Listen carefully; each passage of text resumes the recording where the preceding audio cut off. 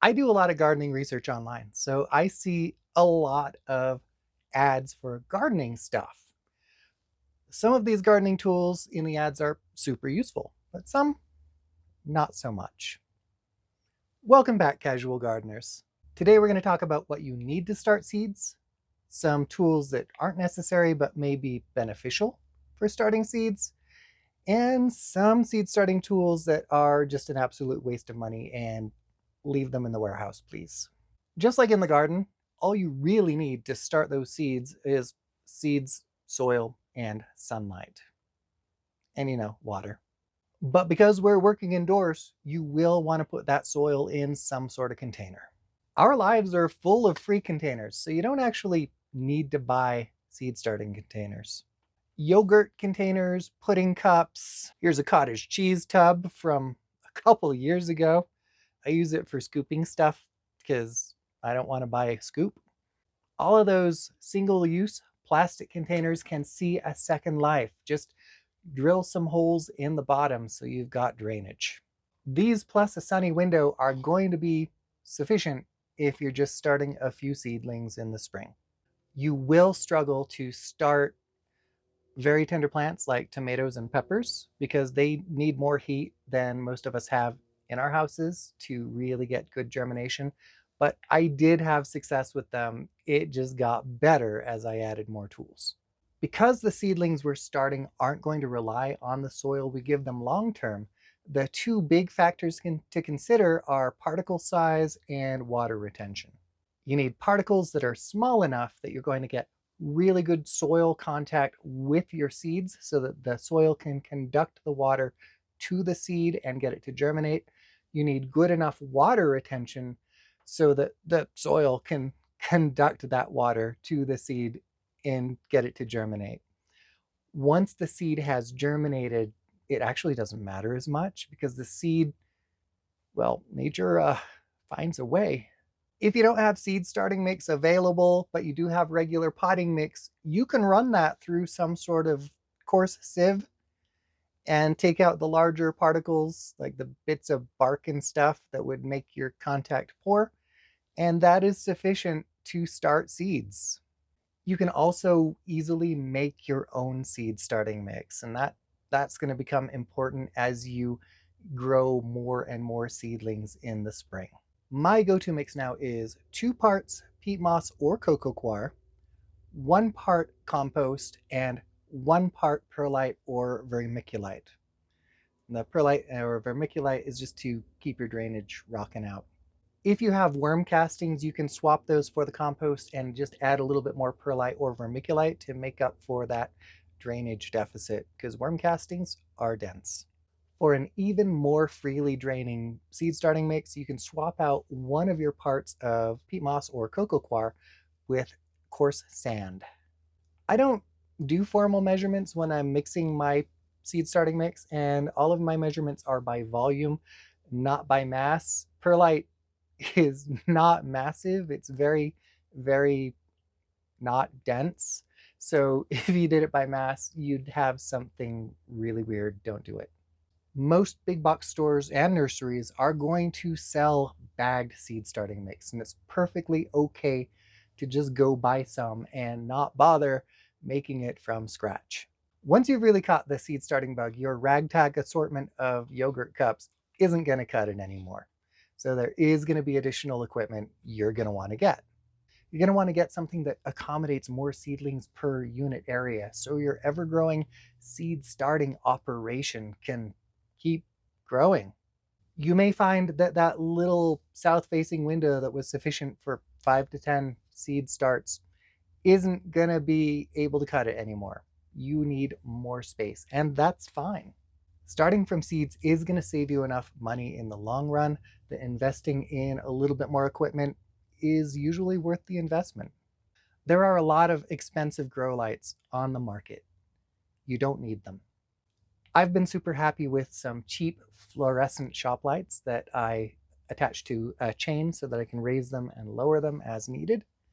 Those grow lights are for long-term growing or for supplemental lighting in a greenhouse or a commercial growing operation. Since we're just starting these seeds to transplant them out into the garden, grow lights are overkill and super pricey.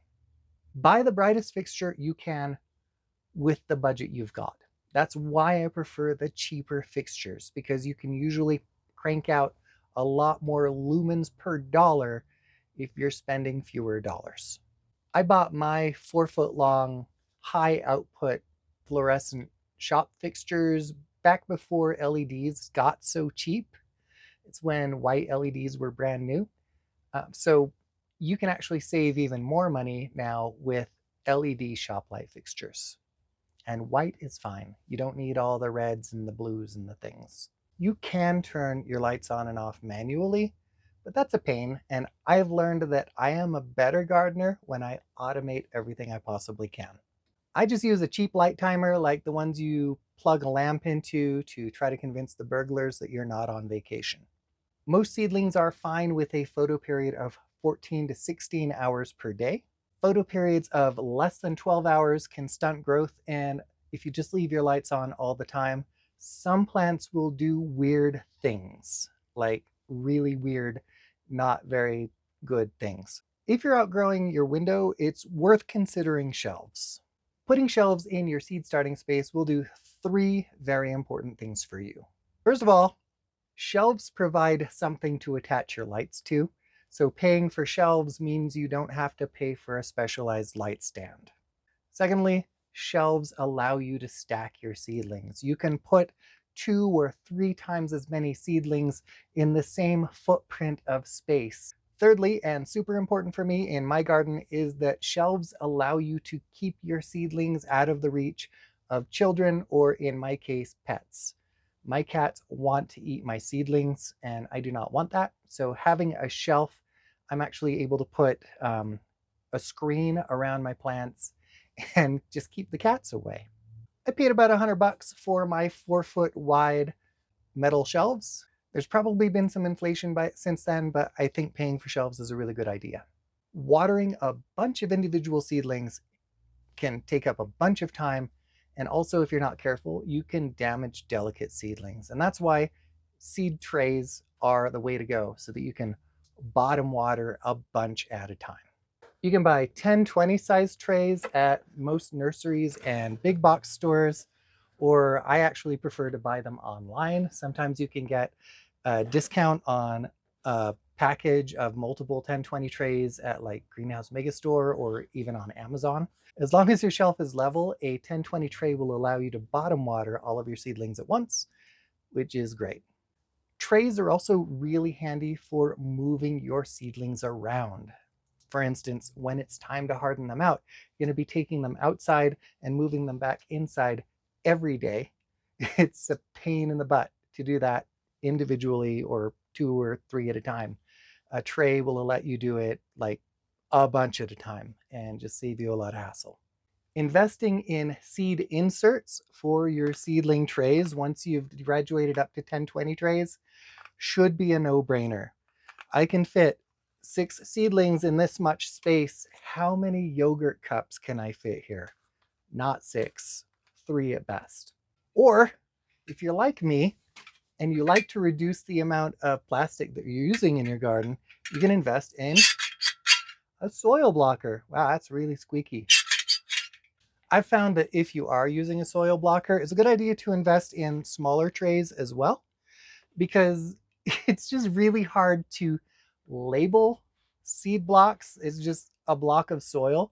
And then also different seedlings are going to need different conditions for different amounts of time. For example, I might want to put peppers and tomatoes on the same heat mat to get better germination, but then my peppers are going to take longer on the heat mat than my tomatoes. If I have them all in the same tray, it's going to be a pain in the butt. But if I have 2 small trays, one for peppers and one for tomatoes, I just take my tomato tray off the heat mat when the tomatoes are up, and the peppers can get the additional time they need. I do still use my 10-20 trays for things I plant a lot of, like lettuce or kohlrabi or onions, something that I'm going to need to use that whole big size tray, and also I'm not moving it on and off a heat mat. But smaller trays are definitely worth investing in if you're doing smaller quantities of a particular type of seed. I'm still trying to figure out how to label my soil blocks without breaking them. So if you have any suggestions, please pop them down in the comments. Labeling soil blocks sucks. If you intend to start tomatoes or peppers or other very tender crops indoors, you will want to invest in a heat mat, maybe two. You can manage without a heat mat, and I did for a couple of years, but once you starting these seeds on a heat mat, you'll understand why you need one. I went from like 30% germination to 90% germination, and my germination time went down like 2/3. Without a heat mat, I was always looking at stunted or slow growth. With a heat mat, I get vital seedlings all the time. So these heat-loving plants, you want a heat mat, trust me. There are some plants that don't need a heat mat to germinate, and some plants like lettuce here that will actually have poor germination on heat, whereas you'll have really great germination at room temperature. So make sure you're only using your heat mat on the plants that need a heat mat to germinate, because then if you don't, it goes from being a blessing to a curse. Humidity domes are super helpful, but they're not necessary. You can mist your soil 2 or 3 times a day and get by without a dome. But I have found that I get faster germination if I hold that humid air closer to my seeds. If you don't have or want a humidity dome, you can get all of the same benefits by just laying clear plastic over your soil tray. And just make sure you remove your plastic once you get germination. If you leave plastic over your germinated seedlings, you are at much higher risk for damping off and fungal infections and all the sadness. I do have to use like cling wrap when I do the smaller trays for my soil blocker, because they don't often make humidity domes that work with smaller trays. Adding an oscillating fan to your seed starting setup can help your seedlings grow stronger and less leggy, and can also reduce the possibility of mold by improving airflow around your seedlings. Now that I've told you to blow fat stacks of cash on a few items, let's switch gears and talk about stuff that's usually not worth your time or money. Those seed starting kits at the big box stores are trash. The soil isn't great, the plastic is often too flimsy to reuse, and if they've included a light, the light usually isn't bright enough to do you any good. It's just there to make you feel good. If you plan to start seeds indoors just the one time and never again, a seed starting kit from a store might be worth it, but most of the time you're better off just buying the individual components in bulk from whoever the cheaper vendor is. Especially if you can get like sturdier material. Like these humidity domes are a lot stronger than most of the humidity domes you get with the crappy little kits. And I've been using them for 6 or 7 years now. Just this set. You don't need seed dibblers, seed spacers, moisture meters, or tiny funnels. Your fingers should be sufficient for most seed starting needs. Only get the special tools if you're movement impaired in some way, because then I totally get it. You need all the help you can get, and there's no shame in that. Once upon a time, I would have told you that all of the specialized seed starting shelves are a waste of money, and a lot of them still are. I see ads for seed starting shelf systems that cost over $600 all the time.